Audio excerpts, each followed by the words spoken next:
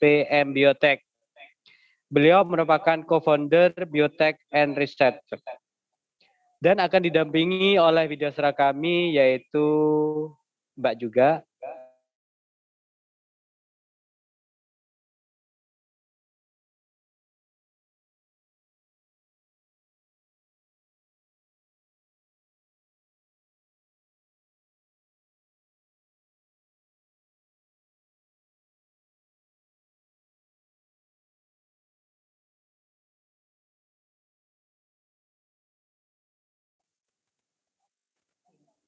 Mati lagi.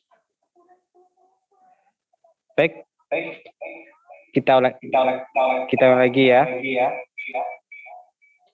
Baik Bapak Ibu Sobat Desa Tani, pada sesi ke-73 ini materi yang dibawakan adalah penggunaan mikoriza, mikroba lokal untuk seed treatment dan pupuk hayati yang akan dibawakan oleh narasumber tamu kami yaitu Mbak Puput Putri Nurbasari SPM Biotech.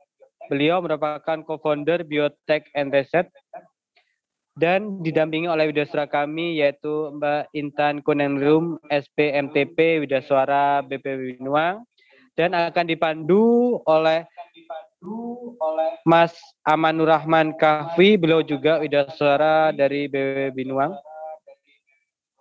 Baik, tanpa memperpanjang waktu lagi akan segera kita bergabung dengan studio.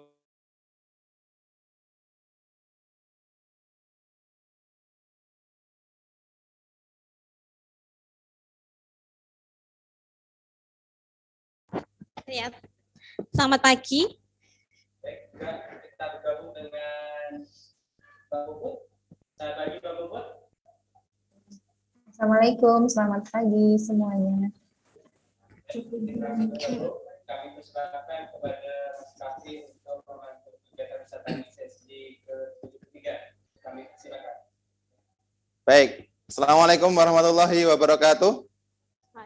Sobat Wisatani dari seluruh penjuru Nusantara, kembali lagi bertemu dengan Balai Besar Pelatihan Pertanian Binuang pada kesempatan sesi hari ini, sesi ke-73, dan dua sesi selanjutnya, sesi ke-74 dan 75, Balai Besar Pelatihan Pertanian Binuang akan menghadirkan narasumber-narasumber yang milenial dan muda, sebagaimana semangat kita pada bulan Oktober ini yaitu Sumpah Pemuda.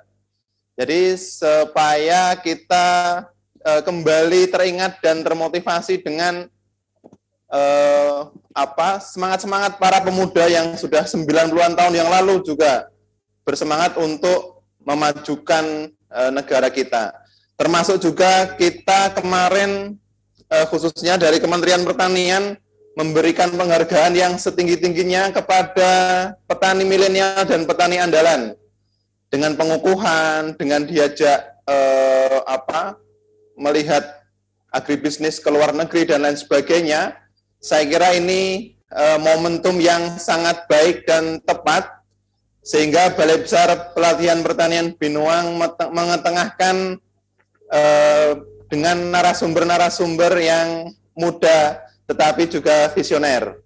Nah, hadir bersama saya, ini saya sebutnya Mbak ya, supaya suasananya milenial ya. Iya, tambah Mbak, muda itu. Intan Kurnianingrum. Ya, selamat pagi para sobat wisatani dimanapun Anda berada. Semoga dalam keadaan sehat semua dan tetap mengikuti yang edisi yang luar biasa ini ya di bulan Oktober ini yang salah satunya merupakan edisi spesial. Edisi pemuda gitu ya Mas Kavi ya. Juga kepada Mbak Puput Putri Nurbasari yang sekarang ada di Yogyakarta ya, benar Mbak ya? Ya betul Mas Kavi. Baik, Bapak Ibu Sobat Wisatani semuanya, jangan lupa tetap fokus pada kegiatan wisatani kita karena nanti di akhir acara kita akan menyediakan 3 buah door prize ya, 3 buah door prize yang akan dikirimkan langsung dari Yogyakarta, begitu. Nah, maka nanti diberikan kepada penanya terbaik, 3 orang penanya terbaik. Baik, kita sapa dulu sebelum masuk ke pembahasan dan diskusi. Kita sapa Ibu Kepala Balai. Oke, belum ya? Baik, informasinya Ibu Kepala Balai belum bisa bergabung karena masih berada di Kalimantan Tengah. Baik, Bapak Ibu Sobat Wisata nih, kali ini tema yang kita angkat yaitu pengaruh mikroba, ya mikroba lokal yang dalam hal ini adalah mycorrhiza sebagai seed treatment dan pupuk hayati. Nanti Mbak Intan akan membahas bagaimana mycorrhiza dapat membantu meningkatkan produksi dan produktivitas melalui berbagai aplikasi begitu ya. Iya. Kemudian nanti Mbak Puput Putri Nurbasari sebagai co-founder startup biotech dan researcher nanti akan memaparkan best practice-nya, kegiatan-kegiatan yang dilakukan oleh anak-anak muda di biotech. Begitu. Baik, tidak lama-lama kita berikan kesempatan dulu kepada Mbak Intan untuk memaparkan itu apa itu mycorrhiza, peran dan fungsinya sekitar 15 menit ya Mbak ya. Silahkan Mbak Intan. Bisa nanti ya. Sebelumnya, selamat pagi. Assalamualaikum warahmatullahi wabarakatuh.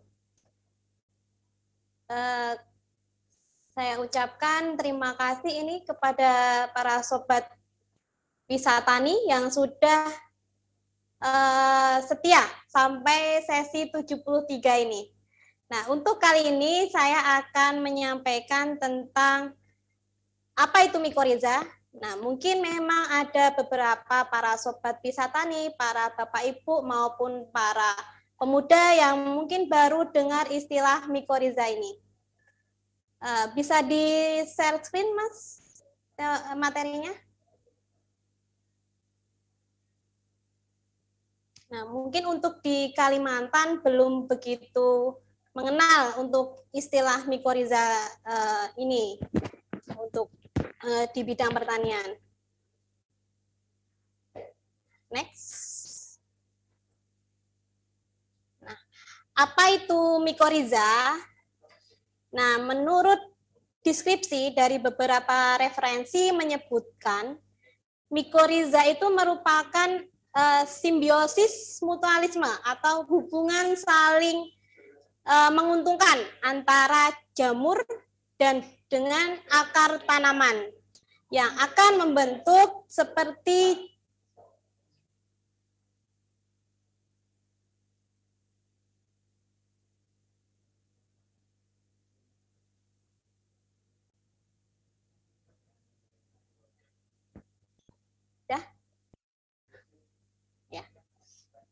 saya lanjutkan lagi, ada sedikit kesalahan teknis.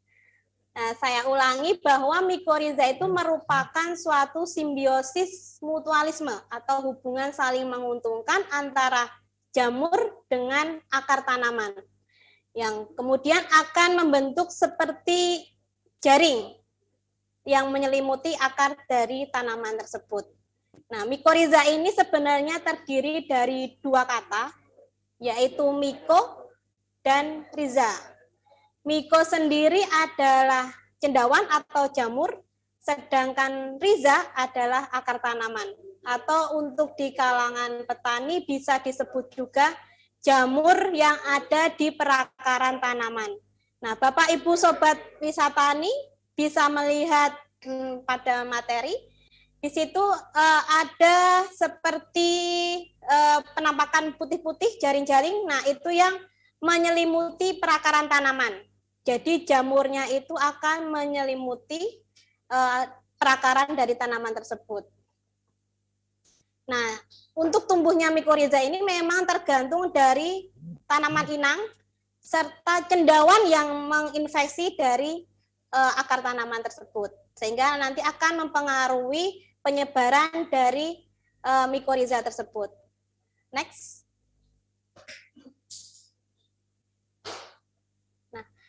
Sedang ini mikoriza sendiri dibedakan menjadi 2 kelompok.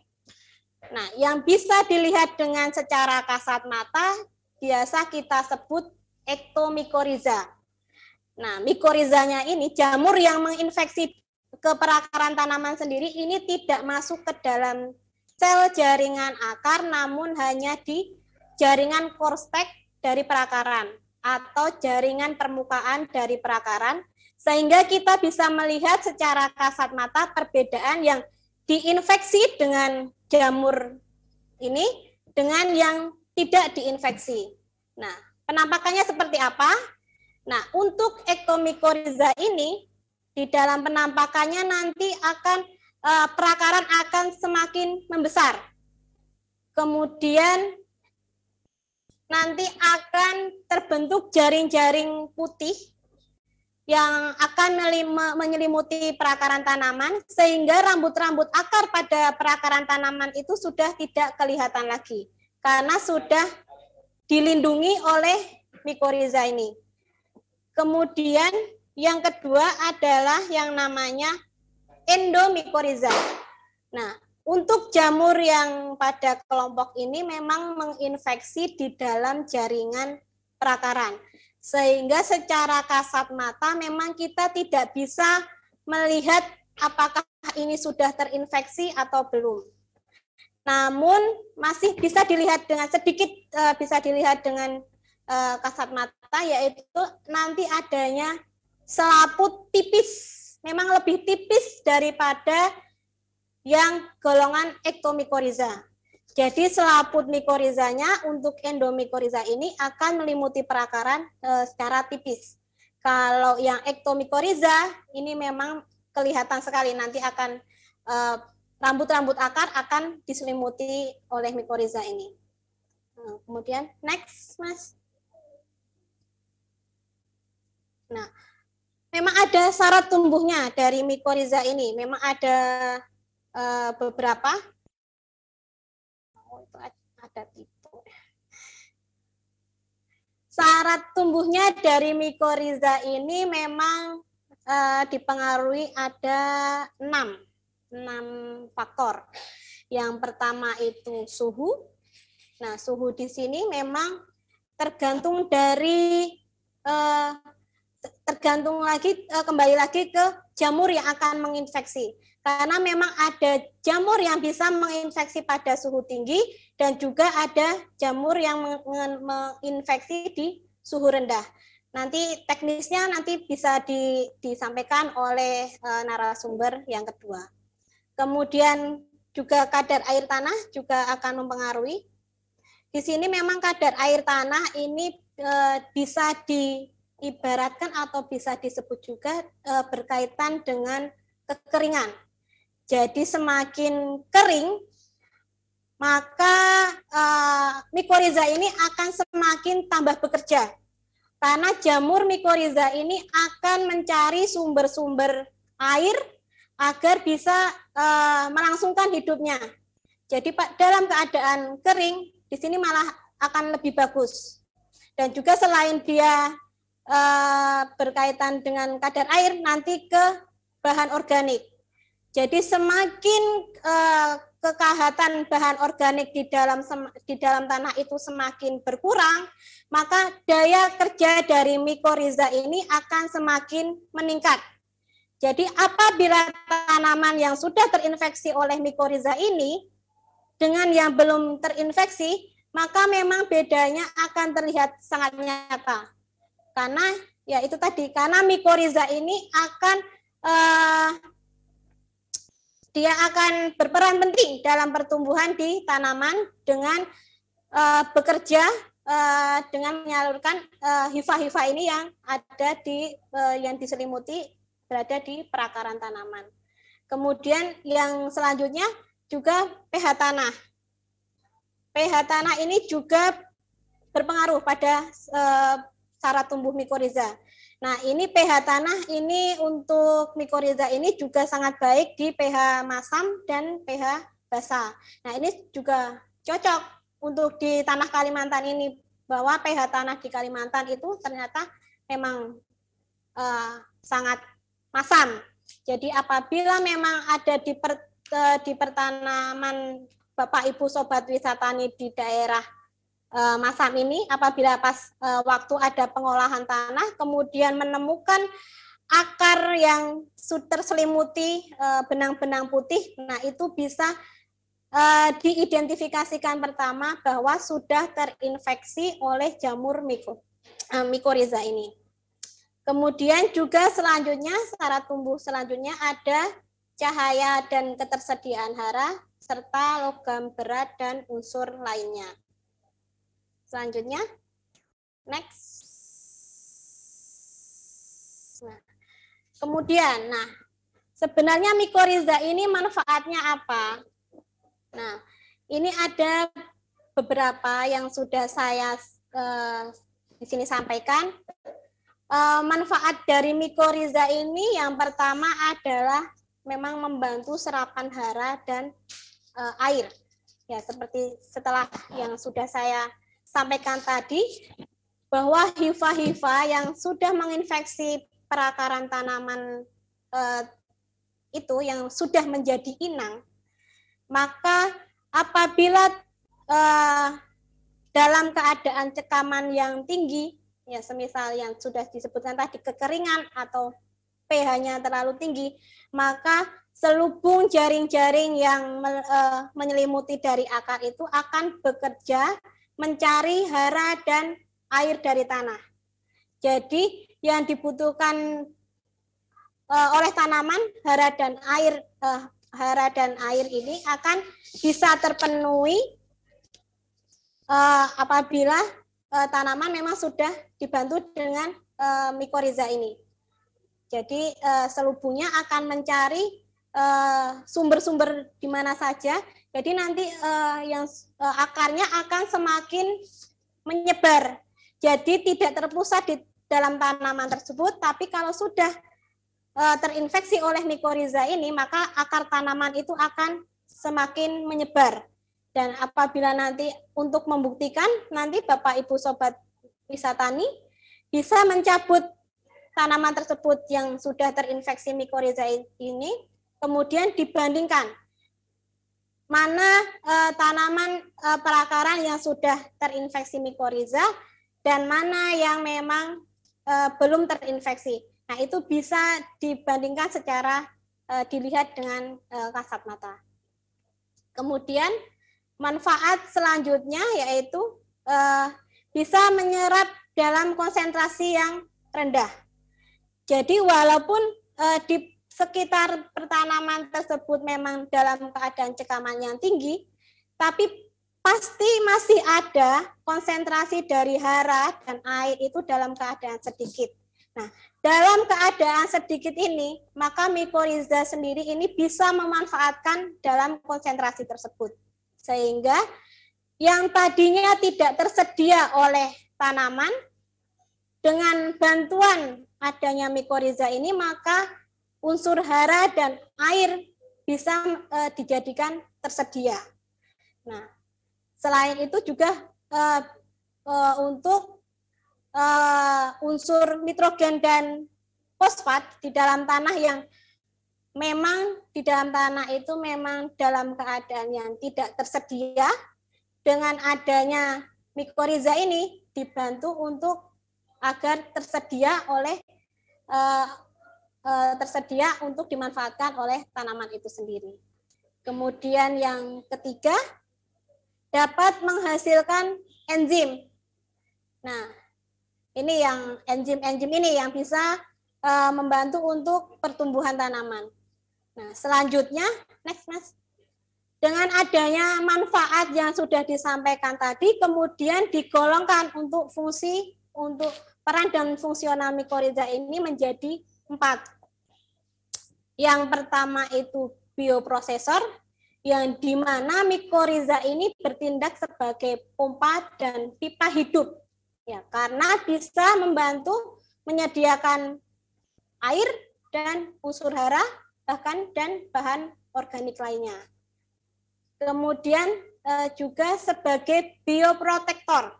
Nah, di sini bioprotektor itu sebagai apa? Sebagai melindungi atau melindungi cekaman dari biotik dan abiotik. Khususnya yang di sini yang biotik yang menjadi masalah utama yaitu patogen, hama dan gulma.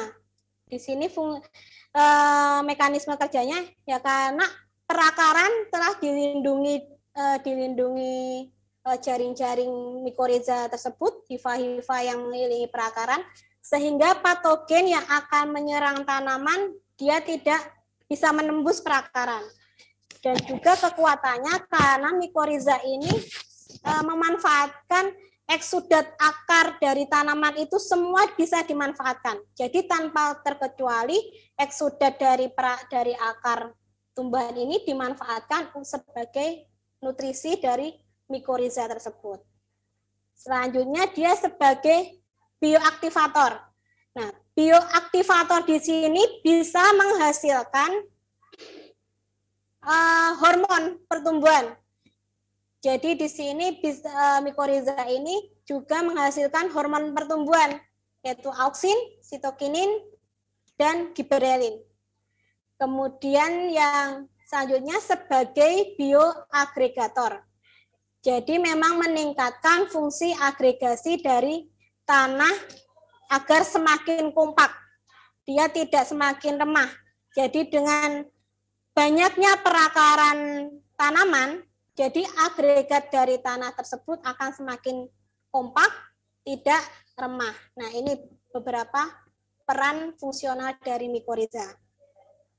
Nah, selanjutnya, Mas.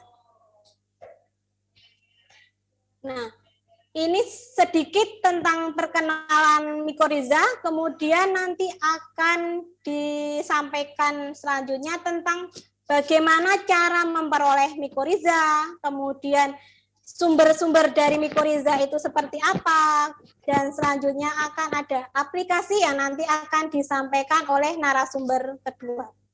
Begitu Mas Kafi dari saya tentang perkenalan mikoriza ini. Baik, terima kasih Mbak Intan. Sebagai pemantik saya kira luar biasa sekali bahwa ternyata mikoriza itu punya peranan dan fungsi yang cukup banyak luar biasa, ya, gitu luar ya, Mas, biasa ya, bagi perkembangan dan pertumbuhan tanaman ya.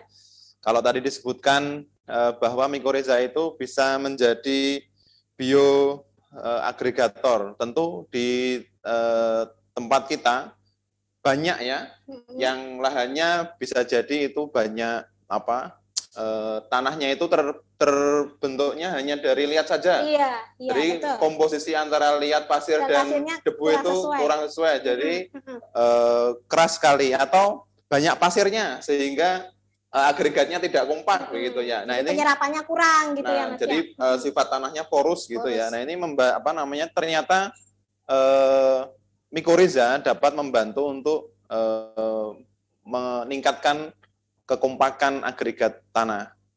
Termasuk tadi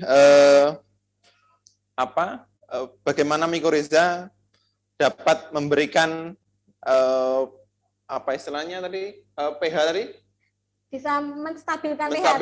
Ya. Nah, di tempat kita pH-nya kan pH di bawah 4 kebanyakan ya. Nah, ini bisa membantu untuk menyediakan hara bagi tanaman pada kondisi pH yang rendah. Karena memang di sini mikoriza memang dia akan terpacu pertumbuhannya ketika dia mengalami cekaman, Mas. Oh, malah gitu ya? Iya. Jadi semisal tadi seperti yang sudah saya sampaikan, kekeringan pun kalau sudah tanah itu terinfeksi, maka ketersediaan hara dan air bisa sedikit tertanggulangi. Karena begitu. Adanya mikoriza. Iya, kalau tadi disebutkan terinfeksi itu gimana? Terinfeksi apakah dalam hal negatif itu? Kalau misalnya terinfeksi kan kita terinfeksi sakit gitu ya? Terinfeksi biasanya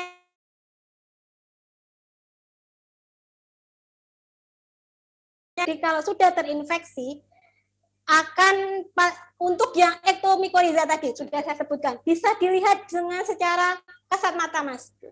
Jadi kalau sudah terinfeksi, dia akan ada selubung atau jaring-jaring yang berwarna putih. Sama seperti kita tempe itu ya, ada hifanya itu ya. Ada hifanya. Dan itu juga berlaku di tanah. Semisal kalau tanamannya sudah dicabut, nah apabila perakaran tadi sudah terinfeksi, nanti bisa tertinggal di tanah tersebut, nah nanti bisa ditambahkan dari luar. Ya, untuk memang agar mikoriza yang ada di dalam tanah tersebut memang sebenarnya sudah secara alaminya sudah ada. Namun apabila kita tambahkan lagi dari luar, konsentrasinya nanti akan semakin bertambah dan diharapkan akan semakin lebih bagus lagi dalam menghadapi cekaman. Baik, jadi meskipun mikoriza itu tadi disebut jamur, tapi jamurnya jamur yang berkonotasi positif ya, bukan patogen yang baik ya. Hati. Baik. Baik, terima kasih Mbak Intan. Selanjutnya kita akan ke Mbak Puput. Sudah siap Mbak Puput ya?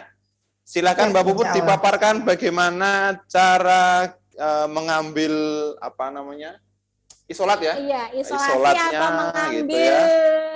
Mikorizanya itu tersendiri ya. Sampai aplikasinya seperti apa? Silakan Mbak Puput. Oke. Terima kasih. Assalamualaikum warahmatullahi wabarakatuh. Selamat pagi Bapak Ibu semua, Mas Kahfi, Mbak Intan, dan sobat-sobat wisatani dimanapun berada. Di sini mungkin banyak yang senior juga, ya. Jadi saya di sini sedikit sharing saja ya tentang apa yang dilakukan oleh tim kami. Saya boleh share screen ya, mulai share screen.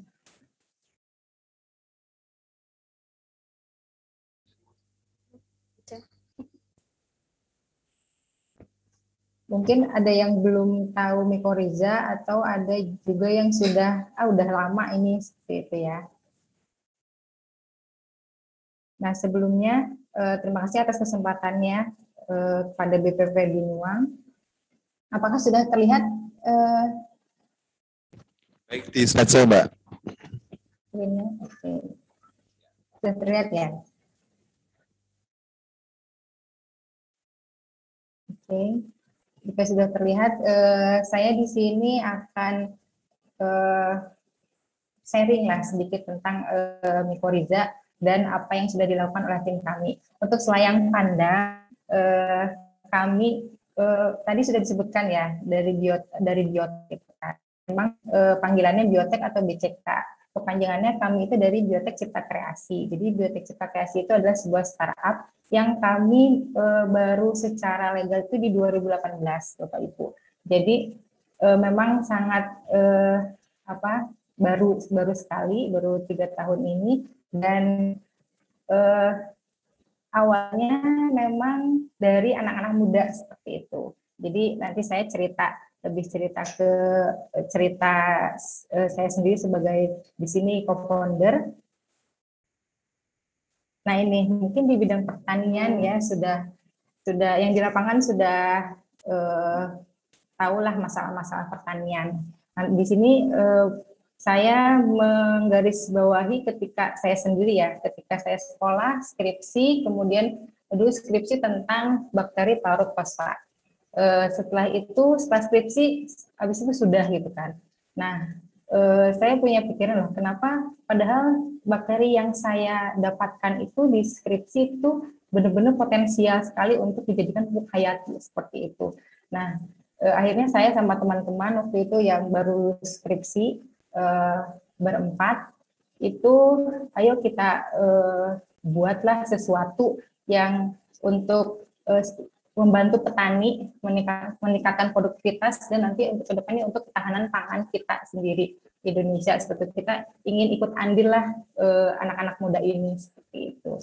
Itu untuk backgroundnya Biotek Cipta Kreasi. Mungkin nanti untuk detailnya di pertemuan-pertemuan selanjutnya ya Bapak Ibu. Kemudian ini sebagai gambaran tim kami di PT Biotek Cipta Kreasi, ini kebanyakan memang muda-muda, sekitar 90% itu ya di bawah 35 tahun. Termasuk saya mungkin tadi masih mbak-mbak, tapi di sini saya lumayan lebih tua Bapak Ibu di sini. Jadi di bawah 30 tahun masih banyak di sini. Untuk kegiatan kami yang pertama karena kami awalnya dari riset, kemudian kami mengeksplorasi mikroba-mikroba potensial yang unggul, yang lokal, yang kita bisa jadikan sebagai produk yang unggul juga seperti untuk pupuk hayati untuk pertanian. Nah, kami untuk kegiatannya selain di lab riset tentang bakteri, ada tentang pupuk hayati, ada juga tentang biopestisida, ada juga tentang perikanan, juga ada probiotik ikan, kemudian biopestisida organik dan hayati juga ada seperti itu. Nah, selain itu kami juga langsung ke petani untuk terjun langsung sharing tentang ilmu seperti itu, ikut sosialisasi pertanian, kemudian kita juga dari labnya ada field trial juga, jadi setelah kita mendapatkan hasil riset, kita coba dulu di lapangan sendiri, baru nanti kita cobakan ke petani atau disebut bemplot gitu. Nanti kita nunggu kalau petani sudah melihat keunggulan dari hasil riset kami, itu biasanya petani sangat tertarik seperti itu. Itu kalau sedikit gambaran tentang kegiatan kami.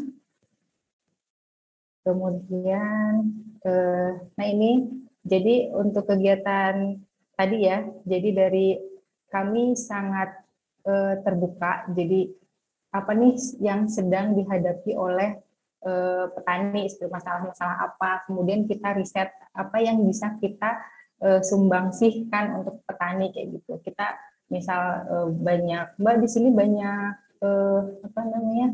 hama, penyakit gitu kan. Oh ya, coba Pak kami teliti dulu, kita lihat dulu hamanya apa, penyakitnya apa, dan kami coba cari jalan keluar dengan riset dulu, kemudian ada produk kami. Sebenarnya produk kami udah ada beberapa yang bisa dilihat Bapak Ibu di slide, ada fishery series itu untuk perikanan dan agroseries untuk pertanian seperti itu. Dan kami juga karena dari 2018, kami sebenarnya dari 2017 untuk mulai penelitiannya, tapi untuk secara legal di 2018. Jadi kami sudah melalui penelitian yang panjang sampai mendapatkan produk-produk ini. Nah, dalam kesempatan ini saya akan menyampaikan awal mulanya. Ada produk namanya Zakti. Itu bahan aktifnya adalah mikoriza seperti itu. Nah, tadi sudah dipaparkan ya oleh Mbak Intan sebelumnya apa itu mikoriza dan manfaat-manfaatnya. Mungkin secara singkat bisa dibayangkan, mikoriza itu jamur yang hidup di perakaran tanaman seperti itu. Nah, tadi ada istilah menginfeksi, dan infeksi itu memang infeksinya baik Bapak Ibu. Jadi gambarannya seperti ini, jabat tangan ya, simbiosis mutualisme. Jadi si mikoriza itu infeksi masuk ke akar tanaman itu, dia untuk mendapatkan makanan juga dari si tanamannya, mendapatkan C dari tanamannya, dan mikoriza itu memberi nutrisi juga untuk tanaman. Dan tadi disebutkan ketika kondisi ekstrim itu bisa juga membantu mengambil nutrisi atau air di dalam tanah. Nah, apa yang kami lakukan dari tahun 2017 itu kami mengeksplorasi dan isolasi mikoriza lokal. Seperti yang kita tahu sebenarnya Indonesia itu sangat kaya ya Bapak Ibu untuk keragaman hayatinya. Jadi kami karena lokasi di Jogja ya, kami melihat bahwa potensi-potensi ini banyak juga di Jogja. Jadi untuk mikoriza ini kami isolasi di daerah Gunung Kidul dan Merapi. Seperti yang kita tahu, Gunung Kidul adalah lokasi yang sangat kering ya, maksudnya untuk ketersediaan airnya sangat sedikit, dan Merapi ya karena sering erupsi juga. Jadi di sini kami mengeksplorasi beberapa sampel tanah di sekitar perakaran tanaman-tanaman tahunan. Jadi ini dari Gunung Kidul di petanya dan daerah Cangkringan. Itu ini foto mungkin di vegetasi jati, ada juga yang singkong. Nanti ini di yang kami isolasi daerahnya, namanya di Mulo Gunung Kidul, itu daerah vegetasi pohon akasia. Terus di lereng Merapi ada vegetasi mahoni, kemudian di Piungan, Sengon, itu ada yang udah lebih dari 10 tahun juga umur tanamannya, dan juga di kebanyakan Gunung Kidul ya, ada vegetasinya beda-beda, ada jati, ada akasia, singkong, dan mahoni seperti itu. Itu untuk inti dari apa yang kita lakukan itu yang pertama itu eksplorasi tadi tentang mikoriza lokal yang ada di tempat di Jogja ini. Kemudian kita isolasi dan identifikasi si mikoriza itu. Kemudian nanti kita uji potensi si jamur ini, dan setelah potensinya sudah lumayan nih bagus si jamur mikoriza ini, sebagai kandidat kita mengujikan untuk perbanyakannya. Setelah kita ujikan, kemudian kita bisa disebut untuk pupuk hayati, untuk produksi pupuk hayati. Nah, ini hasil isolasi dan identifikasi spora jamur arbuscular mycorrhiza. Jadi dari yang tempat-tempat tadi kami mendapatkan ini per 100 gram tanahnya, jenis-jenis yang dominan itu adalah spora gigaspora kuning atau putih, terus gigaspora jingga, glomus jingga, kebanyakan ya gigaspora, glomus, aculospora, kemudian sporokap, terus ada funeliformis, kebanyakan glomus dan itu gigaspora sih Bapak Ibu. Dan beda-beda juga ya, misalnya ada glomus tapi tipenya ada yang warna sporanya berbeda, ada yang putih, ada yang jingga seperti itu. Nah, ini mungkin Bapak Ibu kalau yang belum pernah melihat spora jamur mycorrhiza, ini yang tadi dari berbagai sampel tanah, ini di daerah Mulo Gunung Kidul itu daerah vegetasi sengon seperti ini sporanya. Nah, spora ini tuh nanti yang bakal biasanya infeksi ke dalam akar tanaman, jika itu dia endomycorrhiza seperti itu. Ini juga di Merapi seperti ini. Ini hasil identifikasi kami.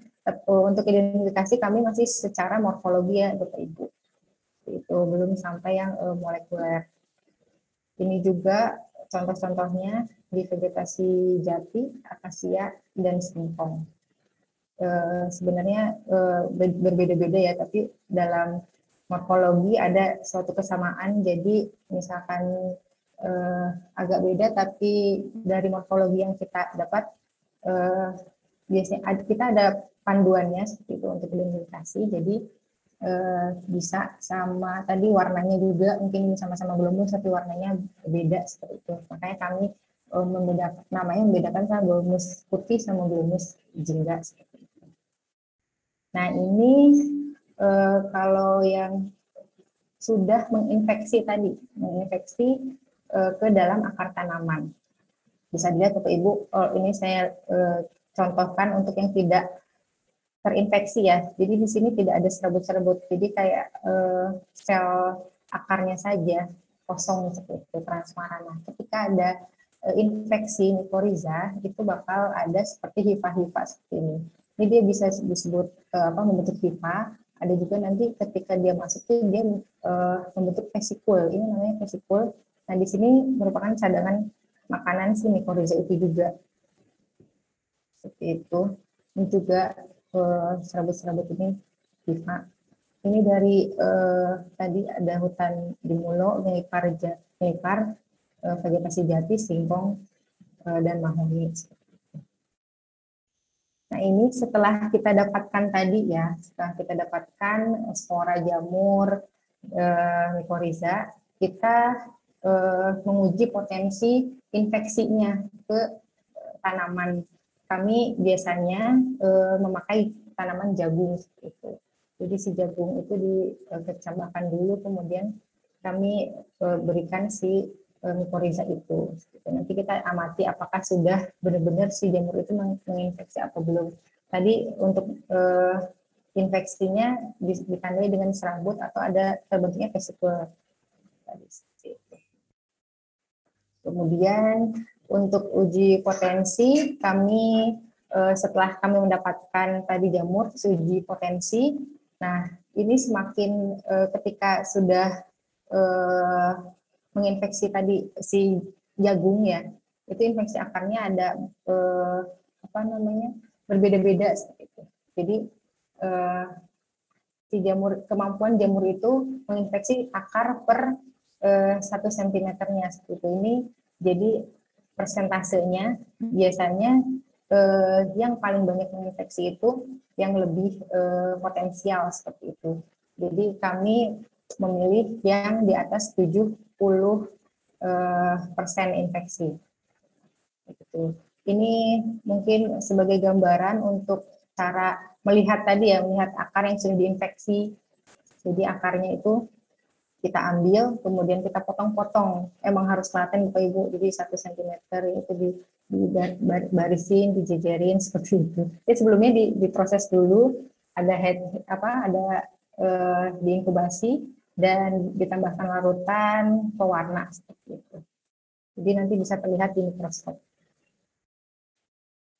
Gitu. Nah, dari hasil yang kita dapatkan itu, kita dapat 5 isolat yang unggul yang setelah saya sampaikan tadi lebih dari 70% infeksinya, yaitu glemus putih dari asa ngelipar tadi, singkong, terus glemus jingga bunder, kemudian glemus jingga mulo, Apolospora, dan glemus putih dari Merapi. Nah, setelah kita dapatkan kultur potensial ini, kita lanjut ke perbanyakan. Jadi untuk perbanyakan kami melakukan tetap infeksinya ke jagung itu, kemudian untuk perbanyakannya memakai zeolit seperti itu. Mungkin Bapak Ibu sudah ada yang familiar juga ya dengan zeolit. Ini cara perbanyakannya Bapak Ibu. Jadi dan pemeliharaannya juga kami terus si mikoriza itu ditumbuhkan di dalam jagung itu kayak gitu kan. Jadi si mikoriza bakal ada di sporanya di daerah zeolitnya itu dan di akar si jagungnya itu. Jadi kita kalau untuk panen mikoriza bisa dari zeolitnya dan akarnya itu juga. Gitu. Kemudian untuk perbaikan produksi biasanya kita menggunakan dalam 1 pot itu 3 kilo, 5 kilo untuk skala lab, kebanyakan starter, nanti ketika sudah produksi bisa lebih besar lagi. Nah, karena sebelumnya untuk biasanya mikoriza, pupuk hayati mikoriza itu dari zeolitnya langsung, seperti yang tadi, karena di dalam zeolitnya itu sudah ada spora dan akar-akar tanaman pinangnya seperti itu. Jadi ketika dijadikan pupuk hayati itu bersama si zeolitnya itu. Nah, kami di sini karena merasa untuk aplikasi zeolit itu agak boros dan agak susah ya. Jadi ketika sudah tanam di lubang tanam, jadi untuk mikoriza itu harus ketika aplikasinya harus kontak dengan akarnya itu. Jadi lebih persentase kemungkinan si mikoriza masuk ke dalam akarnya itu lebih tinggi seperti itu dibanding dengan di atas tanah atau di sekitar tanaman. Jadi nggak langsung ke akar. Itu nanti tidak maksimal seperti itu. Jadi kami menginovasi aplikasi mikoriza dengan seed treatment. Kenapa tidak pas waktu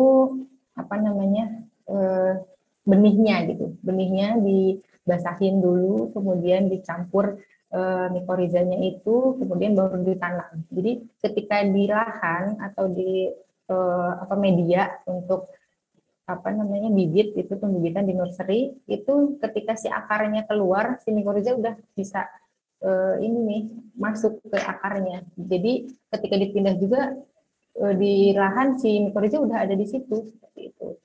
Jadi tidak boros juga. Nah, untuk mikoriza untuk produk kami salah satunya ini bisa ini biasanya 50 gram untuk 1 hektar tanaman seperti itu. Jadi ini bentuknya seperti ini dalamnya. Mungkin kalau yang bisa kelihatan nggak ya? Untuk zeolit kan masih seperti ini ya, kayak batu-batuan seperti itu. Kemudian kalau yang tadi seed treatment itu lebih halus. Jadi ini isinya sudah ada apa? Spora, ada propagule mycorrhizanya juga seperti itu. Jadi nanti ada video aplikasinya Bapak Ibu. Seperti itu. Jadi nanti bisa jadi misalkan Bapak Ibu 1 hektar itu bisa berapa kilo, misal untuk jagung 20 kilo cukup pakai 50 gram mycorrhiza ini, seperti itu. Jadi sangat-sangat hemat. Nah, ini contohnya ya untuk seed treatment. Ini sebenarnya video, coba bisa ini. Apakah terlihat untuk videonya? Ya, seperti ini. Ini untuk di jagung. Jadi kayak dicampur kayak gitu. Ini tinggal tanam.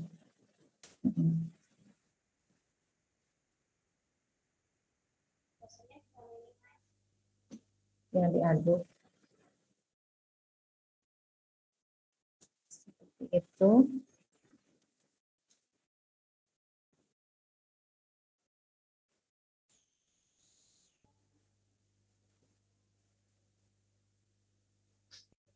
Jadi tinggal setelah campur udah bisa didiamkan dulu, tapi jangan lama-lama, tapi bisa langsung ditanam juga.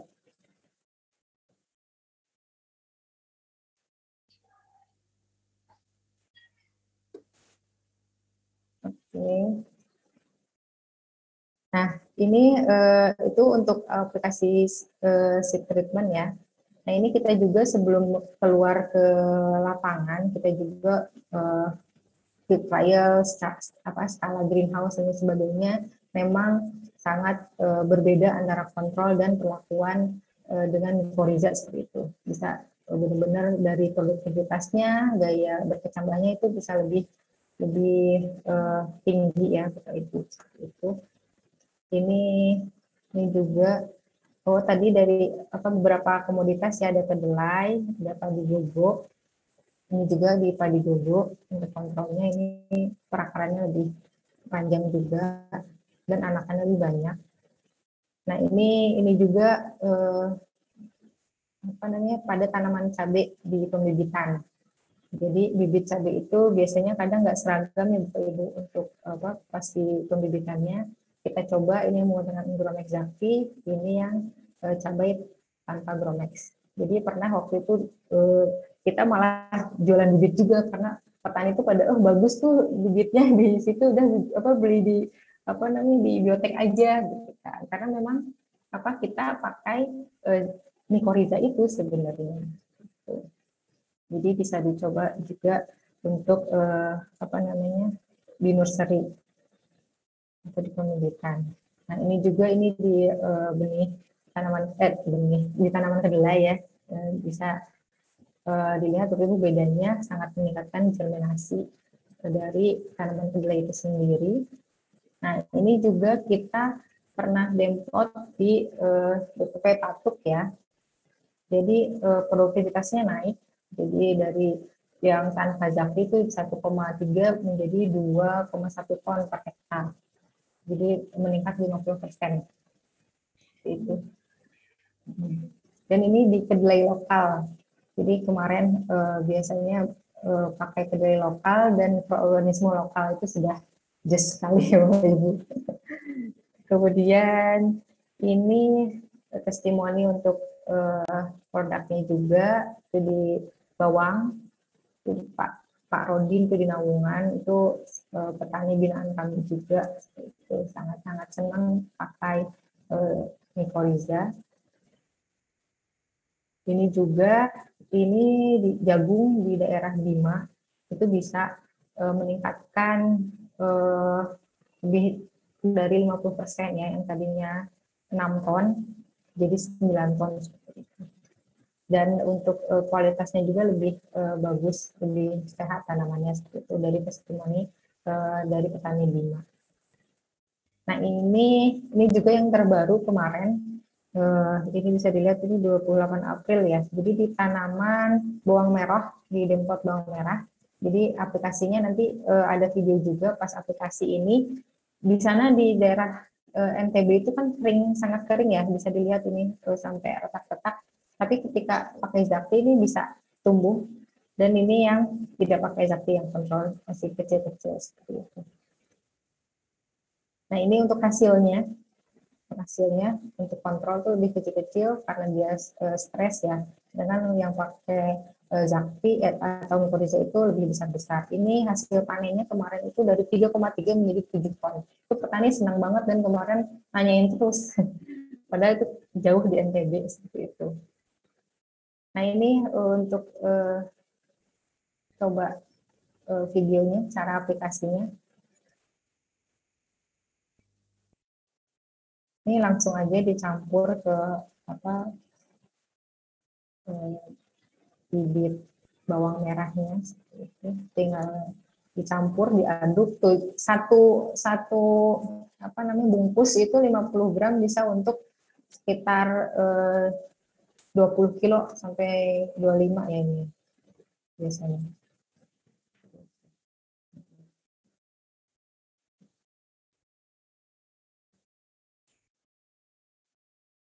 Ini tinggal diaduk, terus kemudian baru ditanam.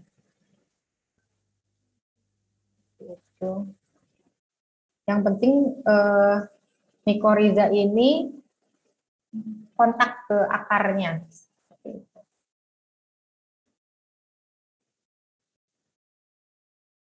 Ini baru 23 April 2021. Ya, ini juga sama.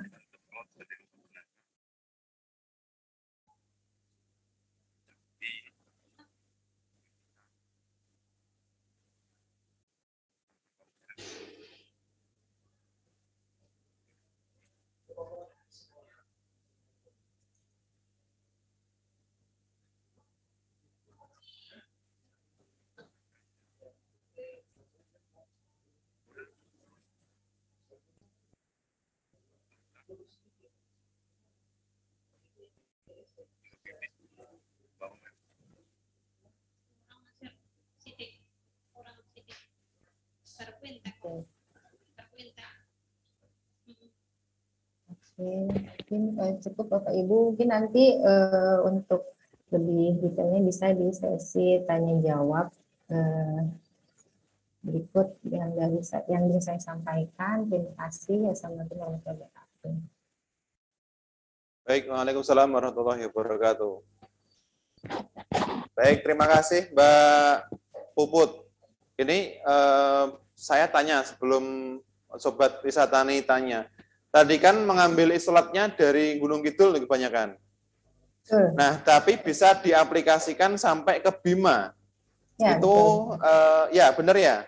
Betul, betul. Nah, pertanyaan saya, kalau diaplikasikan ke Kalimantan, bisa enggak dengan kondisi pH di sini kebanyakan itu pH-nya rendah ya, di bawah 4 gitu? Kemungkinan bisa, Mas, karena tadi kita pas isolasi ya, rata-rata ada juga yang di bawah 7 ya, sekitar 6 pH tanahnya itu. Nah, untuk pH masam kemungkinan bisa karena ini memang tipe-tipe Mycorrhiza itu ada yang spesifik juga ya, ada yang tahan asam, ada yang tahan benar-benar kekeringan. Nah, ini juga biasanya itu yang tipe glomus itu yang lebih daya adaptasinya itu lebih tinggi dibanding yang lain. Jadi sebenarnya boleh dicoba aja Mas di Kalimantan, karena setahu saya Mycorrhiza ini untuk lahan-lahan sawit juga sudah diaplikasikan Mas, seperti itu. Okay. Jadi perusahaan-perusahaan besar setahu saya sudah mengaplikasikan si Zakti ini. Yang saya tahu Asian Agri itu sudah juga bisa. Biasanya itu kan sawit juga agak ini ya, di luar Jawa juga ya, misalnya di Kalimantan dan di Sumatera. Jadi kemungkinannya sangat mungkin juga. Nanti boleh dicoba Mas Raffi, sampelnya kita kirim deh buat Mas Raffi. Okay. Nah, kemudian begini, kalau kita punya tadi isolatnya hanya 50 gram ya, itu 50 gram juga kan termasuk medianya kan, itu media pembawanya kan. Kalau misalkan kita perbanyak di sini itu memungkinkan nggak atau bisa nggak kira-kira? Kita formulasi sih Mas, formulasi. Ada formulasi sendiri, ada kemungkinan bisa, kemungkinan tidak juga. Monggo bisa kalau mau dicoba silahkan juga ya. Soalnya Betul. kami juga di sini masih tetap meng-QC Mas. Jadi kami sesuai dengan Permentan ya, Permentan sekarang baru Permentan nomor 1 2019 itu minimal infeksinya lebih dari 50% ya tadi.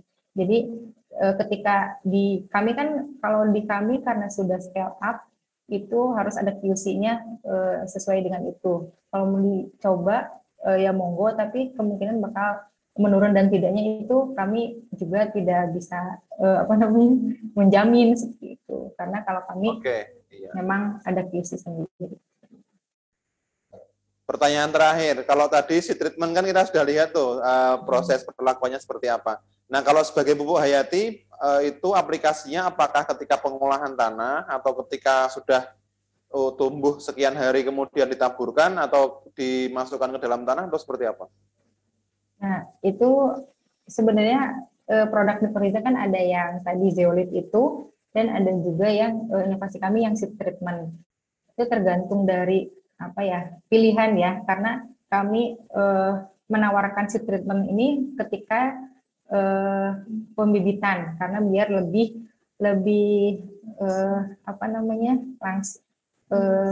infeksinya langsung ke tanaman itu lebih awet, lebih irit juga, atau bisa juga dicampurkan sebelum tanam di tanahnya itu bisa juga. Kalau di tanah di lahan itu bisa juga pakai yang granul, yang pakai zeolit itu bisa pakai yang seed treatment, tapi ya nanti sama juga sih sebenarnya untuk konversinya lebih irit yang seed treatment, karena ya misal benih 1 hektar ke 50 gram ditambah kalau untuk mengolah lahan pakai zeolit itu kan lebih banyak juga ya Mas, butuh berkilo-kilo. Kayak pupuk kandang itu kan berarti 1 hektar butuh berapa ratus kilo. Jadi efisiensi dan efektivitas lebih ke seed treatment. Baik. Oke, menarik sekali Bapak Ibu Sobat Wisatani. Saya buka kesempatan bagi Bapak Ibu untuk bertanya. Sebelum bertanya, kembali saya sampaikan bahwa nanti akan dipilih 3 penanya terbaik, kemudian akan dikirimkan bingkisan dari Mbak Puput di Yogyakarta. Baik, nanti ongkos kirimnya ditanggung oleh Mbak Puput dan teman-teman. Baik, silakan Sobat Wisatani, silakan bertanya dengan pertanyaan terbaik. Monggo, saya buka kesempatan pertama ini untuk 3 orang penanya dulu. Oh, udah banyak sekali itu sudah. Kameranya Oke, silakan kameranya di open. Kita buka dulu pertama dengan Bu Nuning Jombang. Silakan open kameranya dibuka dulu, Bu.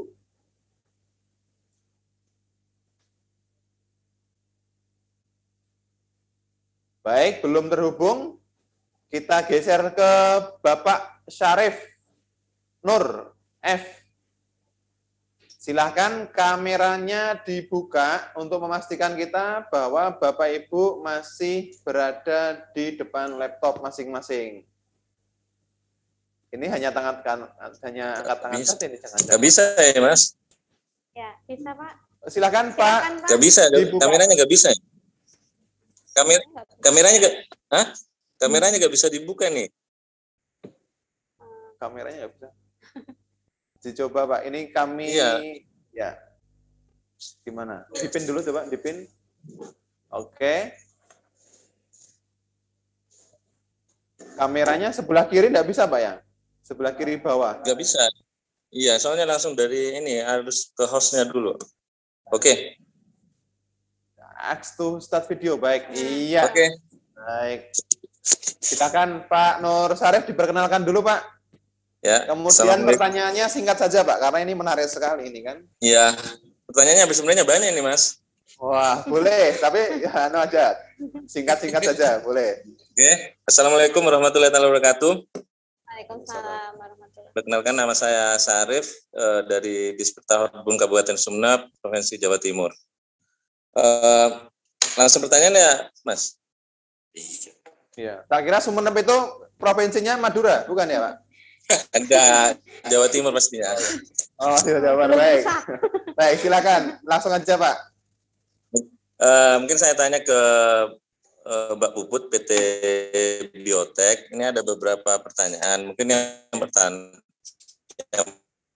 pertama ya, saya pengen juga kan Mbak Puput ini bisa kasih informasi tanah seperti apa atau lingkungan seperti apa yang terdapat jamur mikorizanya. Jadinya kita juga di sini bisa sedikit demi sedikit mengetahui kondisi lingkungan seperti ini yang terdapat jamur mikorizanya. Terus yang kedua, tadi hasil pengamatan jamur mikoriza terinfeksi itu rata-rata kan kebanyakan di akar. Kalau kita ambil akarnya terus ada selaput putihnya itu udah mulai terinfeksi. Tetapi kami di sini pengen tahu kalau seandainya di atas akar, kalau untuk tanaman sendiri itu bedanya seperti apa? Kayak gitu. Itu yang kedua. Terus yang ketiga, tadi ada pada saat aplikasi pupuk mikoriza itu apakah bisa cukup 1 kali pada saat musim tanam pertama? Satu contoh, sekarang kita tanam musim tanam pertama kita tanam jagung ya. Nah, selanjutnya musim tanam kedua tanam jagung. Apakah perlu untuk musim tanam kedua kita aplikasikan pupuk mikoriza? Karena kan kalau di pertama udah istilahnya pupuk mikorizanya udah istilahnya bisa berkembang lebih banyak.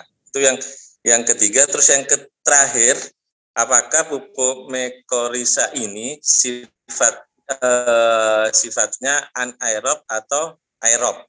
Mungkin kalau kita berikan pada pertanaman padi yang lahannya menggenang, mungkin kurang efektif. Mungkin itu aja dari saya. Assalamualaikum warahmatullahi wabarakatuh. Waalaikumsalam warahmatullahi wabarakatuh. Baik, terima kasih sudah diborong pertanyaannya oleh Pak Syarif. Yang kedua, Ibu siapa tadi, Mas? Tolong yang kiri atas. Bu Nuning, silakan Bu Nuning Jombang. Baik, Bu Nuning Jombang, silakan. Hilang, baik, tidak ada di tempat. Bapak Imran Sinjai. Bapak Imran Sinjai. Sinjai itu Sulawesi ya? Sulawesi Selatan. Ya, makasih. Assalamualaikum warahmatullahi wabarakatuh. Selamat siang. Nama saya Imran Syam dari Fungsional Penyuluh Kabupaten Sinjai Provinsi Sulawesi Selatan. Yang pertama menarik dari materi dari Mbak Puput tadi. Pertanyaan saya untuk mendapatkan mikoriza ini bagaimana caranya? Yang pertama. Kemudian yang kedua, apakah dengan menggunakan mikoriza dapat menekan penggunaan pupuk lainnya, terutama pupuk anorganik? Ya. Kemudian yang ketiga, mungkin nomor kontak Mbak Puput bisa di-share supaya bisa kita berkonsultasi lebih banyak. Makasih. Assalamualaikum warahmatullahi wabarakatuh. Baik, terima kasih Pak Imran. Pertanyaannya juga 2. Baik, sudah kembali Bu, tadi Bu Nuning. Ya, silakan Bu Nuning. Iya.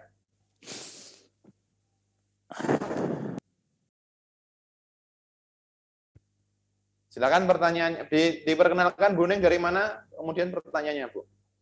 Oke, Assalamualaikum warahmatullahi wabarakatuh. Saya Nuning dari Kabupaten Jombang, Jawa Timur. Pertanyaannya ditujukan sama Mbak Cantik, Mbak Puput ya. Salam kenal Mbak Puput. Ini terkait dengan mikoriza. Sebenarnya saya sudah beberapa kali menemukan produk ini dan sudah memakainya. Yang saya tanyakan yang pertama, saya pernah dapat produk itu warnanya hitam. Jadi kayak tanah gitu ya. Kemudian beli lagi itu produknya seperti batu-batu yang katanya tadi disebut zeolit ya, putih gitu, agak kekuningan.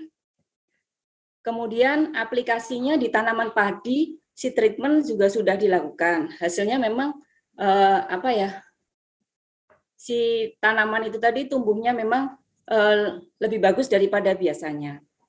Yang saya tanyakan untuk aplikasi tanaman hias, terutama untuk anggrek, apakah itu bisa dilakukan pemberian mikoriza kepada tanaman anggrek? Karena selama ini yang kita tahu katanya si mikoriza untuk anggrek itu berbeda dengan mikoriza yang kita pakai untuk tanaman pangan. Kemudian kalau memang bisa untuk anggrek, aplikasinya bakalan seperti apa? Kebetulan ini ada beberapa anggrek yang ada di rumah. Kalau memang bisa benar-benar manfaat untuk kita treatment, ya syukur alhamdulillah, karena kita memang memerlukan kondisi perakaran anggrek yang perlu dipacu begitu. Kiranya baik, bisa diberi solusi. ini penyuluh Bu Nuning atau petani? Saya pegiat tanaman hias. Oke, baik. Sudah cukup pertanyaannya Bu Nuning? Ya cukup, terima kasih. Baik, terima kasih Bu Nuning dari Jombang. Jadi ada 3 penanya, semuanya ditujukan kepada Mbak Puput. Ini yang pertama dari Pak Sarif di Sumeneb. Beliau menanyakan ciri-cirinya tanah yang ada mikorizanya itu seperti apa. Kemudian yang kedua, di bagian atas, di atas permukaan mungkin ya, itu apakah di atas permukaan tanah itu apakah ada mikoriza, atau mikoriza itu hanya ada di dalam permukaan tanah. Yang di dalam permukaan akar. Dalam permukaan akar maksud saya. Yang ketiga, aplikasi mikoriza apakah cukup pada tanam pertama, kemudian tanam kedua, tanam ketiga tidak perlu, karena kan sudah ada banyak mikorizanya di dalam tanahnya. Kemudian yang keempat, sifat mikoriza itu apakah anaerob atau aerob.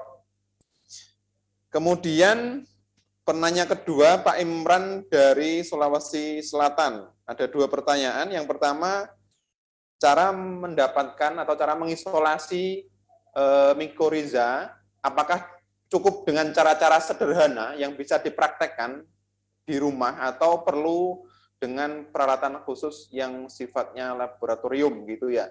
Kemudian yang kedua, apakah mikoriza ini dapat mengganti atau mensubstitusikan penggunaan pupuk, terutama pupuk anorganik. Nah, pertanyaan terakhir, penanya ketiga, yaitu Bu Nuning, ada 2 pertanyaan. Apakah mikoriza itu aplikatif untuk tanaman anggrek? Kalau aplikatif, bagaimana cara aplikasinya? Baik, silahkan Mbak Puput dijawab dengan singkat, padat ya. Silakan. Oke, terima kasih atas pertanyaan-pertanyaannya. Borongan sekali ya, Untuk yang pertama Pak Syarif di Sumeneb, untuk lokasi yang ada mikorizanya ya, sebenarnya tergantung mikoriza apa yang kita mau seperti itu. Jadi sebenarnya pasti ada di tanah-tanah itu, tapi untuk tadi kemampuannya atau potensinya untuk membantu atau menjadi pupuk hayati itu tidak semuanya sama seperti itu. Nah, kenapa kami juga memilih di Gunung Kidul, karena tadi itu karena sangat ekstrim gitu, nggak ada air, berarti si mikoriza yang hidup di situ adalah mikoriza tangguh lah seperti itu.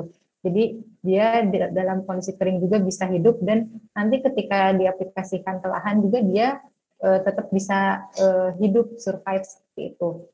Nah, makanya untuk eksplorasi mikroba lokal itu biasanya kita disesuaikan dengan tujuan kita untuk apa. Misal kita sebenarnya kayak tadi bisa nggak mikoriza di pH asam. Sebenarnya kita juga bisa isolasi dari tanah yang di tempat Mas Kafi ya. Kita isolasi itu kita ambil sampel, terus kita cek apakah ada mikorizanya. Kalau ada, berarti itu adalah mikoriza yang potensial untuk dijadikan pupuk hayati di tanah masam seperti itu. Jadi tergantung dari tujuannya untuk lokasinya seperti itu. Nah, sudah cukup ya nomor pertanyaan pertama. Kemudian untuk pertanyaan kedua, aplikasi di atas akar beda hasilnya gimana? Gitu ya. Terus apa namanya? Oh, benar ya? Atau di atas akar? Apakah mikorrhiza itu bisa didapatkan di atas akar? Di atas permukaan tanah maksudnya kan? Oh iya iya. Tadi seperti yang dijelaskan Mbak Intan kan ada yang endo, ada yang ekto ya. Ada juga yang ektomikorrhiza yang dia di luar akar seperti itu biasanya. Kalau yang kami kembangkan adalah yang endomikorrhiza yang di dalam akar. Juga di luar akar itu karena mikorrhiza bisa membentuk spora. Namun kembali lagi ketika apa namanya viabilitasnya ya atau daya hidupnya ya ketika dia ada di tanah bedanya sama yang di dalam akar gitu kan. Jadi kalau yang di dalam akar kan sudah pasti hidup ya. Sedangkan kalau spora itu perlu apa tadi kan ada faktor-faktor yang mempengaruhi pertumbuhan mikorrhiza yang tadi Mbak Intan jelaskan ya.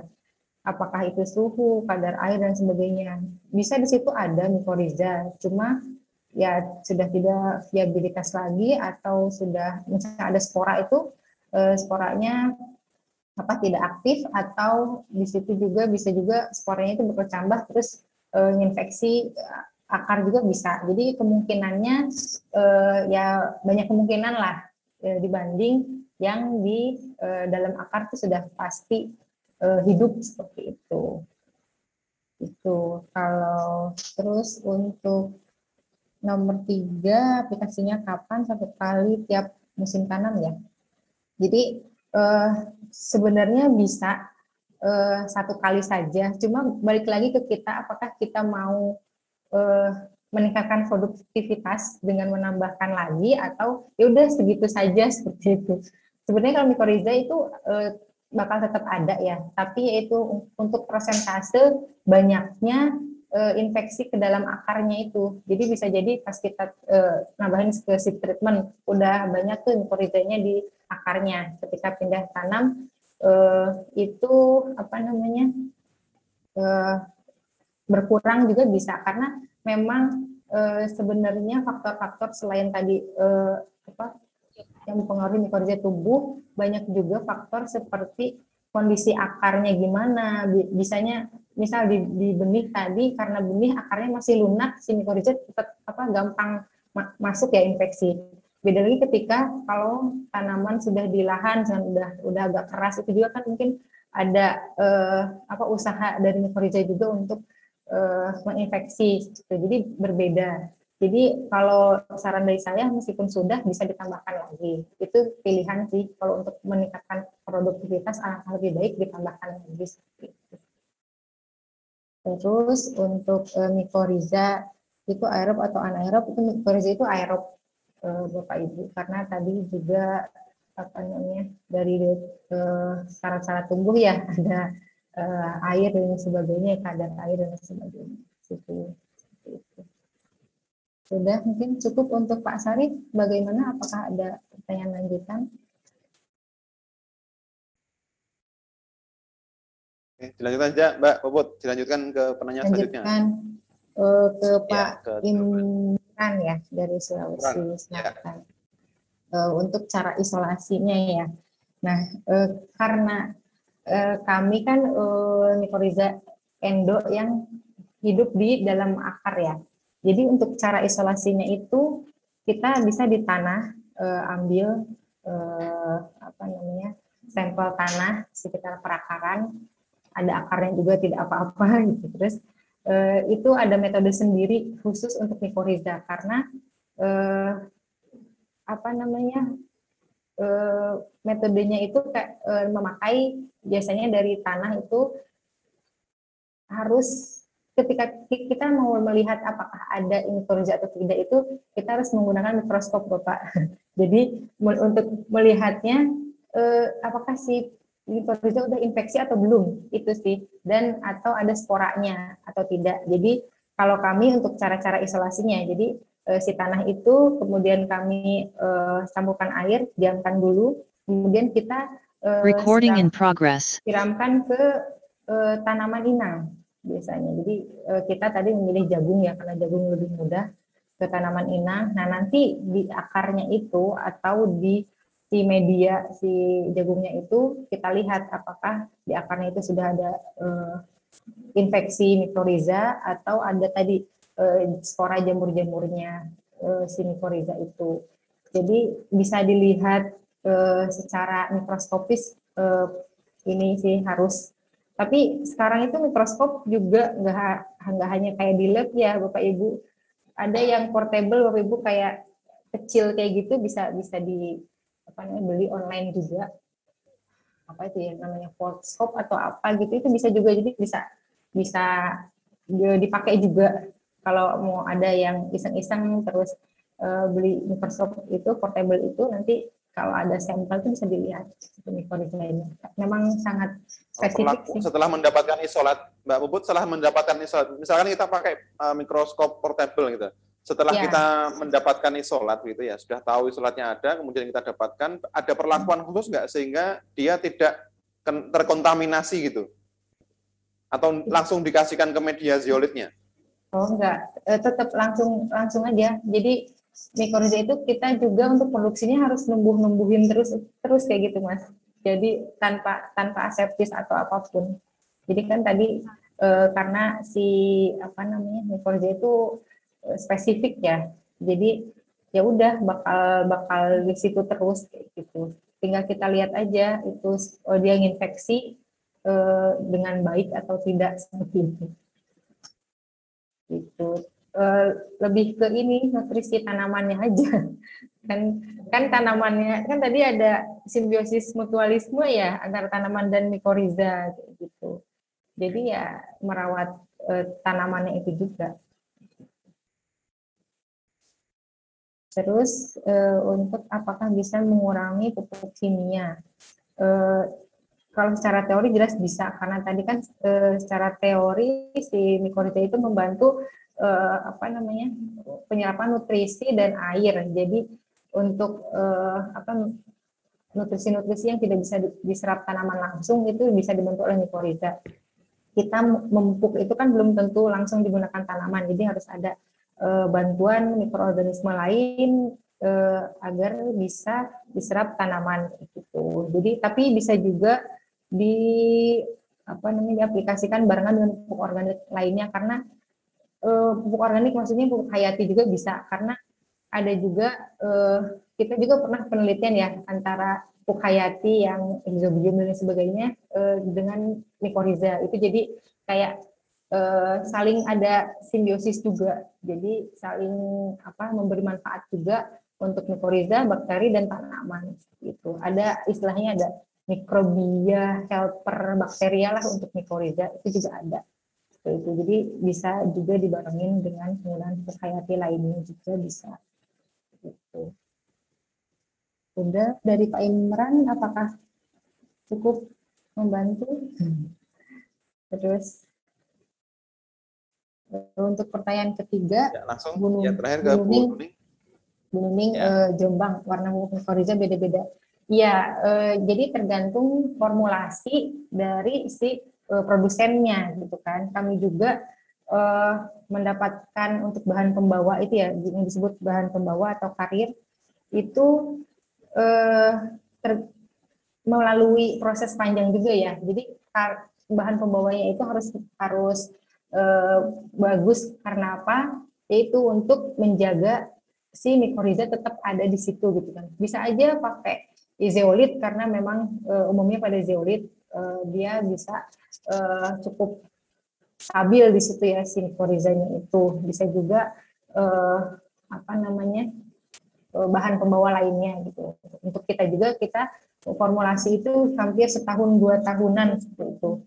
Ini juga kita misalkan satu formulasi kita ini formulasi lain juga kita juga ini yang bentar sudah kelihatan.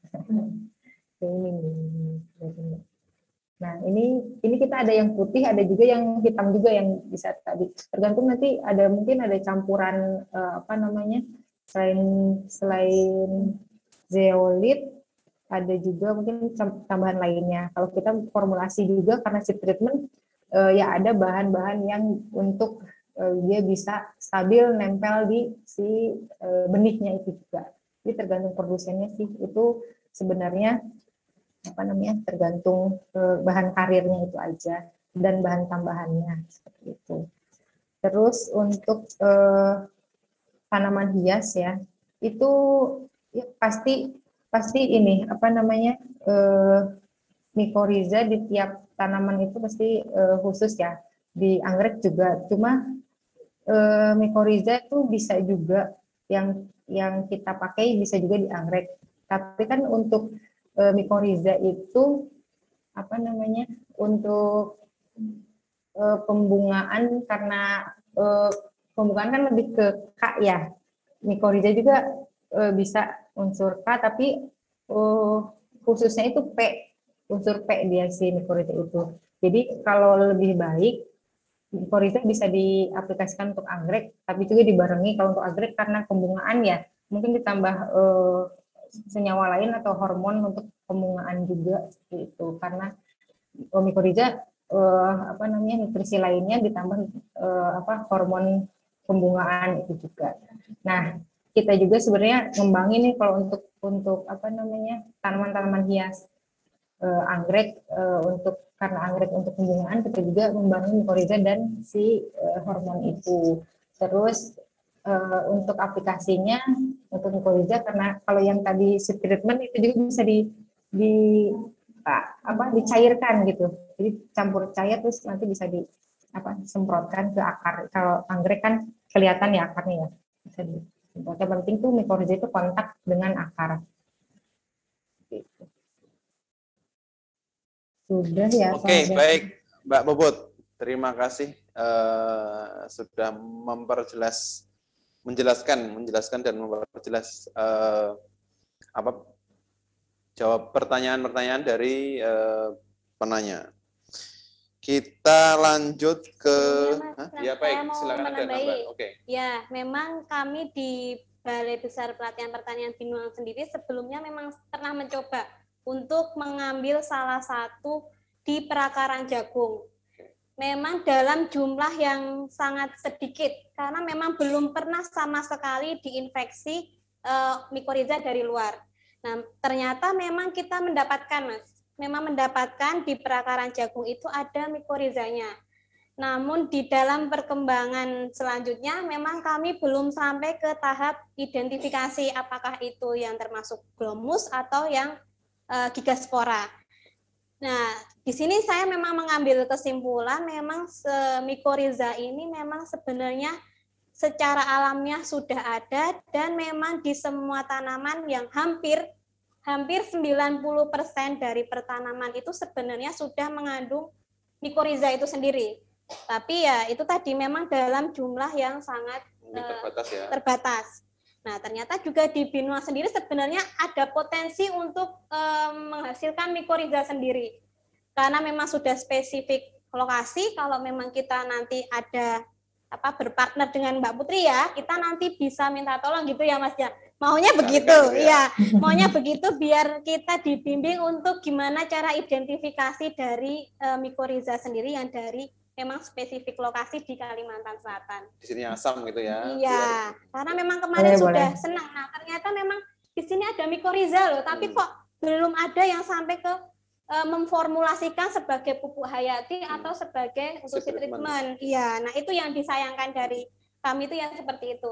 Memang sudah di Kalimantan sendiri, Mbak Putri, memang ternyata juga sudah ada beberapa penelitian yang membahas tentang mikoriza, tapi belum ada sosialisasi ke petani bagaimana memproduksi sendiri dan menggunakan mikoriza ini untuk pertanaman. Termasuk penerapannya bagaimana itu belum ada ya.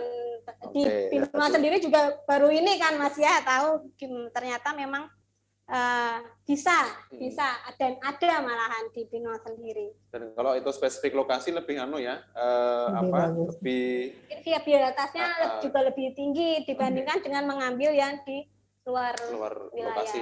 Iya, seperti itu. Baik, menarik sekali. Ini yang bertanya juga semakin banyak ini kan. Kita sapa dulu yang sudah aktif videonya, 3 penanya.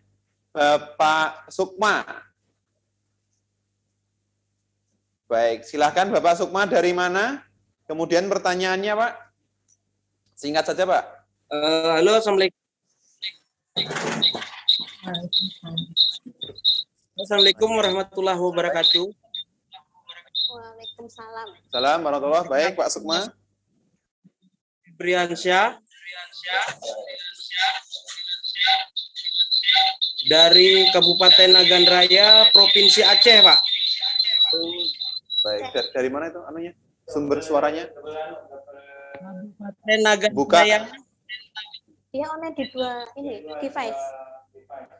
Pak, satu device-nya tolong Pak dijauhkan, Pak, biar tidak storing. Ya, ada device lain, Pak? Enggak ya? Suaranya belum muncul. Ya, silakan, Pak. Pak Sukma dari Aceh, silakan. Dan jelas, Pak? Masih storing, Pak. Kalau ada satu device lain, tolong device-nya HP lain tolong jauhkan, Pak. Halo, Pak. Ya, silakan Pak Sukma. Baik, Pak. Kami dari BPP Darul Makmur Kabupaten Nagan Raya, Pak. Oh, Nagan Raya, Pak ya. Baik. Saya Aceh, Pak. Aceh. Lanjut pertanyaannya, Pak. Ya, kami sekarang ini proses tengah melakukan penanaman cabai hibrida, Pak. Cabai hibrida varietas TM Thunder 99. Yang ingin kami tanyakan, apakah aplikasi Mycorrhiza tersebut bisa kita aplikasikan bersamaan dengan pupuk kimia, Pak? Itu yang pertama.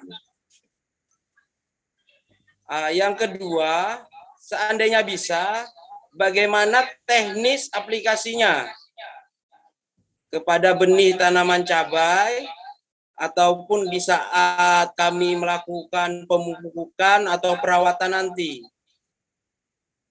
Yang terakhir, yang ketiga, bagaimana kami bisa mendapatkan Mycorrhiza tersebut. Mungkin itu aja untuk sementara, Pak. Baik, terima kasih Pak Sukma. Ya.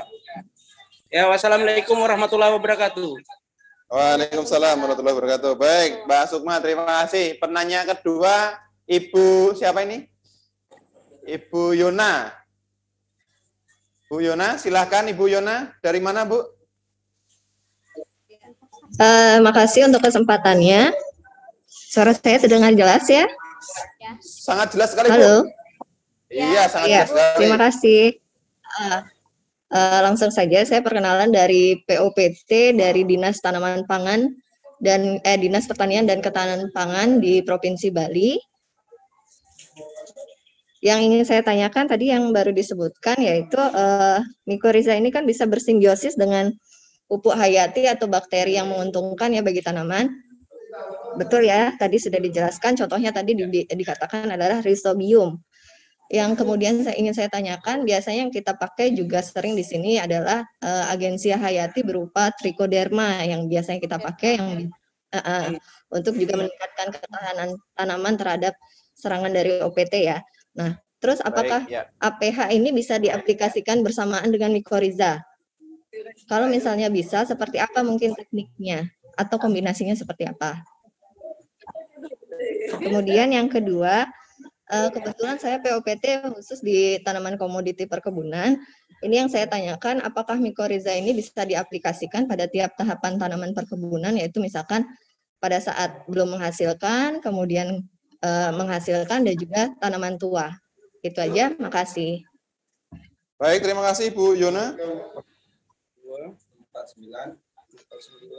Baik, penanya ketiga Bapak itu sudah. Sarif belum. Oh, Bapak Sarif. Baik, Bapak Sarif Fadilah. Ini teman kita dari Muntai Selatan. Baik, silakan Pak Sarif.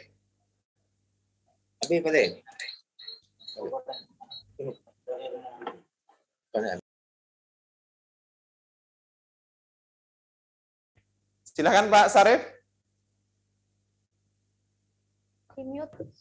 Masih Pak. Ya, silakan Pak. Suaranya didengar Pak.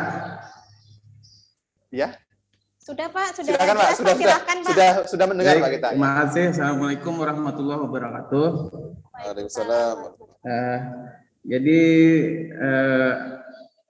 kira-kira ada pertanyaan banyak tadi, cuman dari pertanyaan sebelumnya kayaknya sama Pak. Cuman Oke, baik. Mungkin sedikit lagi lah masalah apa? Ini bakteri mikoriza yang jamur Pak, bukan bakteri Pak, jamur. Ini jamur. Jamur mikoriza yang dari Mbak Puput tadi kan dalam kemasan itu ada masa kadaluarsanya tidak gitu. Kemudian untuk tes awal membuktikan mikoriza itu hidup atau mati itu bagaimana gitu. Jadi model tes uji awal lah sebelum kita aplikasikan ke seed treatment. Kemudian apabila kita menggunakan mikoriza ini, kira-kira pestisida apa yang perlu dihindari supaya mikorizanya tidak mati gitu. Selanjutnya mungkin pertanyaannya sama tadi, artinya mikoriza dengan rhizobium bisa hidup berdampingan ya Mbak. Jadi kira-kira itu dulu Pak Kahfi pertanyaannya. Makasih. Baik, terima kasih Pak Sarif. Nah, ini yang paling dekat ini dengan Binuang. Baik, ada 3 pertanyaan ini saya bagi antara 2 narasumber karena tadi tidak spesifik ditujukan ke siapa. Saya bagi untuk Ibu Intan, itu ada pertanyaan dari Bapak Sukma di Nagan Raya. Ini untuk aplikasi mikoriza itu apakah bisa bersamaan dengan pupuk kimia ketika bukan seed treatment ya? Atau termasuk ketika seed treatment? Iya. Kemudian untuk proses pertanaman dari mulai sejak tanam sampai nanti mulai panen, karena cabai panennya lama, apakah selama pemeliharaan itu bisa diaplikasikan mikoriza ke tanaman? Ya. Nah, kemudian yang dari Pak Sukma, satu pertanyaan ke Mbak Puput ini, mendapatkan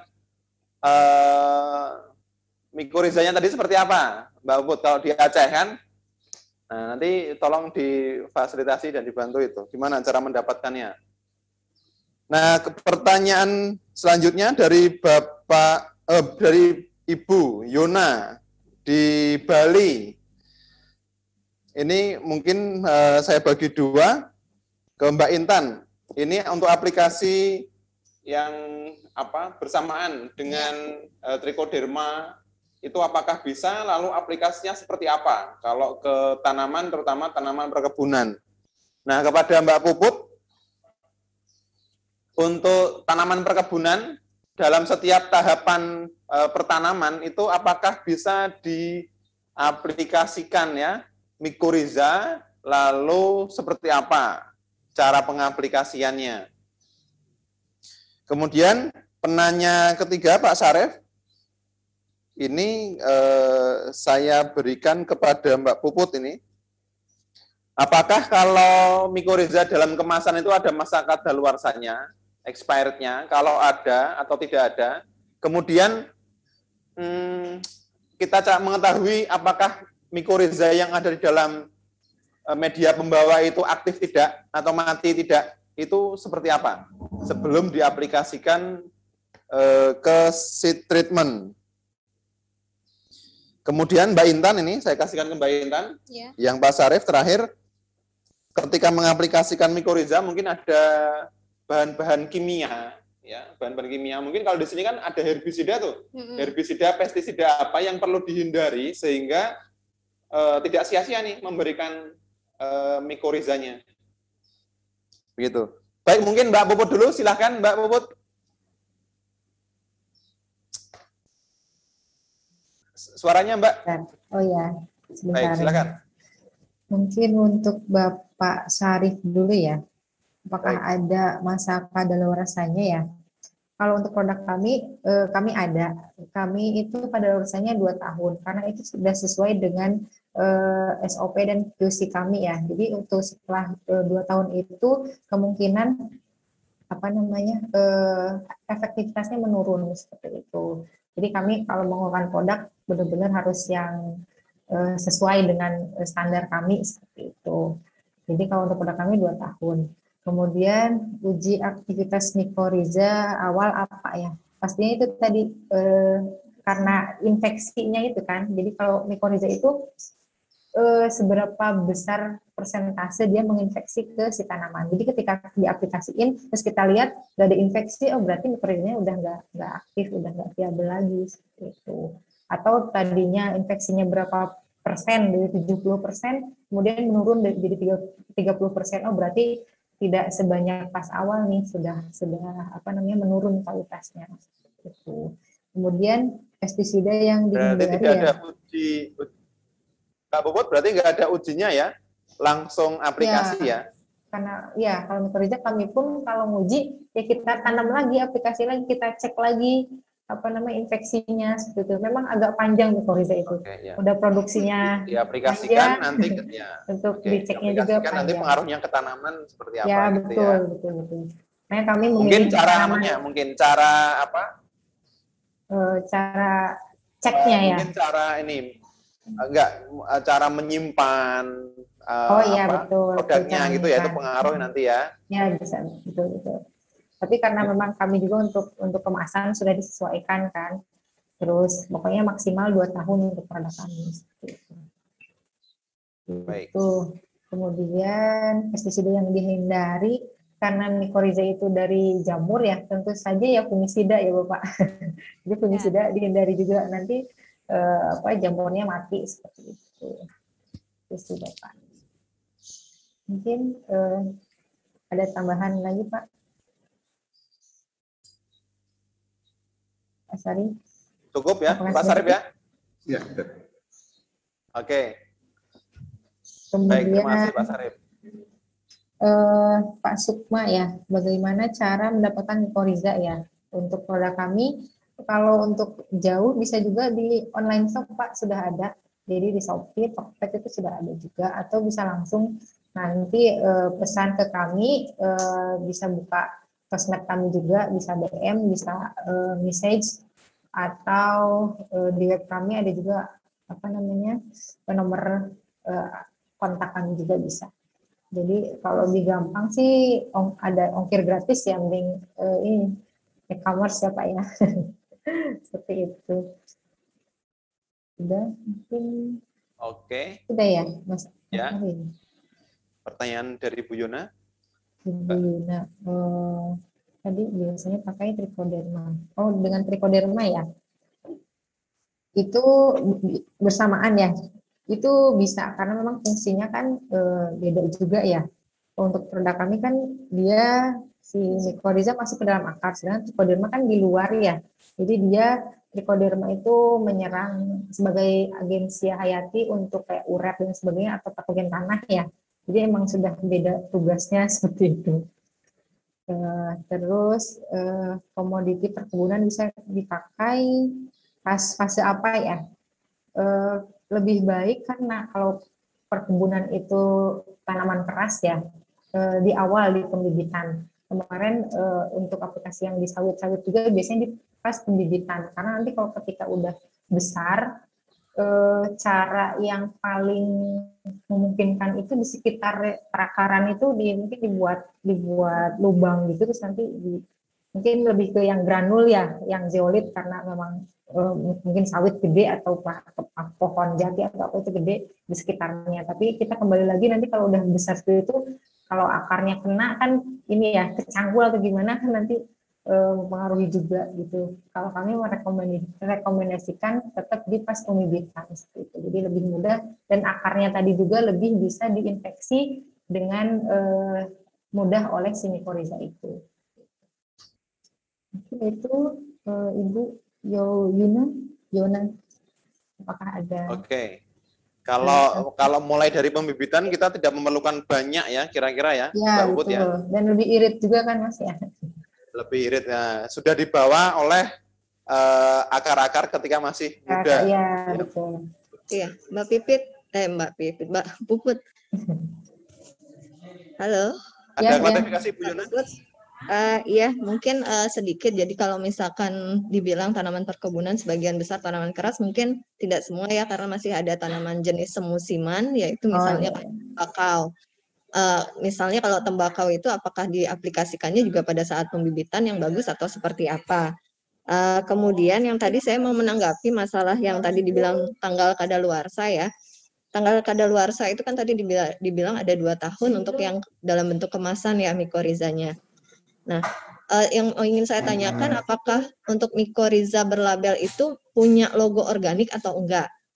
Karena nanti pada saat misalnya kami kan sudah mengarah ke arah pertanian organik khusus di Bali. Nah, ketika mungkin kita mau mengaplikasikan kayak kemarin mungkin E4 sudah tidak diizinkan digunakan dalam kebun organik ya, khusus perkebunan, itu karena tidak ada label organiknya. Nah, untuk mikoriza yang tadi diproduksi oleh timnya Mbak Puput, apakah itu sudah berlabel organik atau bagaimana? Mungkin juga minta tolong sama panitia kalau bisa di-share mungkin bisa minta nomor HP dari para narasumber hari ini, jadi mungkin kita bisa konsultasi lebih lanjut. Gitu aja, terima kasih. Baik. Baik. Silakan ditanggapi Mbak Puput, singkat. Oke, ya pokoknya untuk mikoriza ini, baik tanaman tahunan atau semusim, intinya yang penting kontak dengan akar ya Bu, di bagaimanapun aplikasinya yang penting kontak diusahakan. Jadi agar lebih maksimal si mikoriza itu menginfeksi si akar itu. Jadi untuk aplikasinya misal kalau di tembakau tadi bisa dikocor gitu ya, mungkin kayak bikin lubang sedikit di dekat akar gitu kan, terus dimasukin serbuk mikoriza atau mau dikasih air juga dikocor juga bisa. Jadi monggo untuk aplikasinya yang penting di tanda kutip tadi bisa kemungkinan kontak dengan akarnya tinggi seperti itu. Itu kemudian kalau untuk mikoriza sertifikat organik. Yang label organik. Ya, kami sedang proses Ibu untuk organik. Jadi kami ada beberapa produk kami ada banyak ya. Jadi butuh proses juga untuk sertifikat organik. Kami sedang proses. Kemudian untuk legalitas kami itu untuk izin edar yang sudah ada Ibu. Jadi untuk organik mungkin tahun ini insya Allah karena banyak produknya. Tapi kami jamin sih itu udah terbukti kalau itu mikoriza tidak ada tambahan lainnya yang anorganik. Baik, terima kasih Mbak Puput. Silakan dilanjutkan Mbak Intan. Iya, tadi saya melanjutkan dari Mbak Puput ya, ada bisa ditambahkan dengan mikroorganisme lain atau tidak, itu memang bisa, memang sesuai dengan formulasi dari produsennya Mas, karena di mikoriza ini sebenarnya sudah punya kemampuan pelarut fosfat iya, pemfiksasi nitrogen iya. Nah, tadi ada yang menanyakan apakah bisa dicampurkan dengan rhizobium. Iya, bisa, karena rhizobium itu dia memang spesifik bakteri sebagai pemfiksasi nitrogen. Dan juga triko. Nah, trichoderma ini selain dia sebagai agen patogen, dia juga sebagai pelarut fosfat. Jadi memang sebenarnya bisa dikombinasi. Nah, itu memang tergantung dari produsen mau memproduksinya, memang dia mau khusus untuk pelarut fosfatnya saja, atau nitrogennya saja, atau memang mau diperkaya. Kalau mau diperkaya ya dengan kombinasi berapa macam bahan tadi, ya. Kemudian kalau untuk aplikasi yang disandingkan dengan pupuk anorganik itu bisa. Tapi tadi Mbak Puput juga sudah bilang sebenarnya mikoriza ini untuk menekan atau mengurangi penggunaan pupuk anorganik. Jadi kalau Bapak Ibu Sobat Pisatani semua mau juga menggunakan mengaplikasikan pupuk anorganik, iya bisa.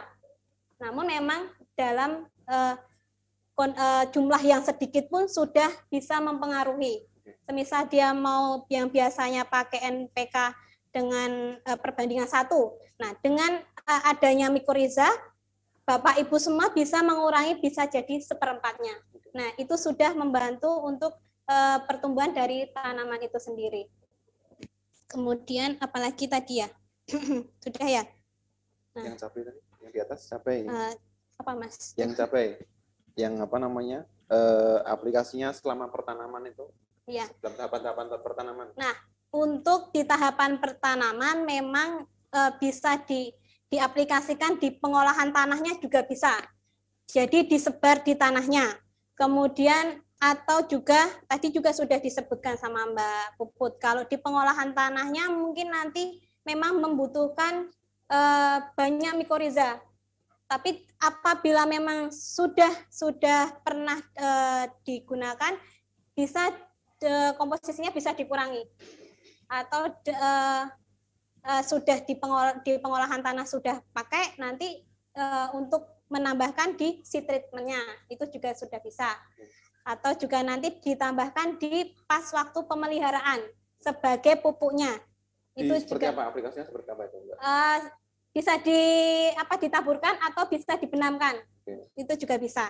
Jadi sebenarnya untuk mikoriza ini sebagai bermacam-macam karena manfaatnya tadi bermacam-macam, jadi bisa diaplikasikan dari mulai pratanam ke tanam pemeliharaan.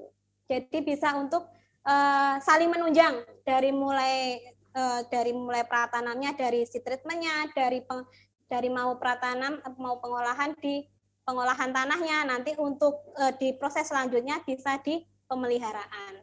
Nah, di pemeliharaan sendiri kan ada pemupukan dan pengendalian OPT. Nah, dengan menggunakan mikoriza ini memang kita mengharapkan tidak lagi menggunakan atau mengurangi penggunaan pestisida anorganik, karena memang dengan penggunaan ini kan sudah bekerja itu sporanya yang ada di dalam tanah dengan membatasi bahwa OPT-nya nanti dibatasi tidak akan mencapai dari perakaran sehingga bisa menginfeksi tanaman, karena memang sudah kita ketahui ya kalau OPT itu memang berasal dari bisa dari dalam tanahnya sendiri ataupun dari memang infeksi dari luar. Ya paling tidak untuk tular tanahnya, patogen tular tanahnya bisa kita kendalikan dengan penggunaan mikoriza ini. Gitu. Yang tadi bahan-bahan kimia yang perlu dihindari apa? Untuk bahan kimia memang saya belum banyak referensi ya Mas ya. Tadi memang ya memang sudah tepat. Fungisida. Iya, fungisida yang memang dia sudah spesifik ke jamur kan Mas. Jadi kalau saya harapkan ya Bapak Ibu semua Sobat Wisatani tidak menggunakan fungisida kalau sudah menggunakan mikoriza. Karena ya mikoriza itu bukan, saya ulangi lagi, bukan bakteri, tapi dia jamur. Yang sebenarnya kalau Bapak Ibu semua pas waktu panen kita cabut tanamannya itu, terus kita lihat akarnya itu sudah ada putih-putihnya, saya harapkan malah akar dari tanaman itu dibenamkan saja ke tanah. Ditinggal aja. Jadi jangan lagi dibakar atau dibuang ke mana gitu. Karena yang dia sudah berada di tanah, mikorizanya itu ya dia akan bertahan di situ. Karena memang sudah nutrisinya juga sudah bisa dicukupi hanya dengan nutrisi yang minimal, mikoriza itu bisa bertahan. Baik, terima kasih Mbak Intan. Baik, Bapak Ibu Sobat Wisatani yang bertanya ini saya kira masih ada, tetapi karena keterbatasan waktu, ya, keterbatasan kita sudah jam 11.30 menit.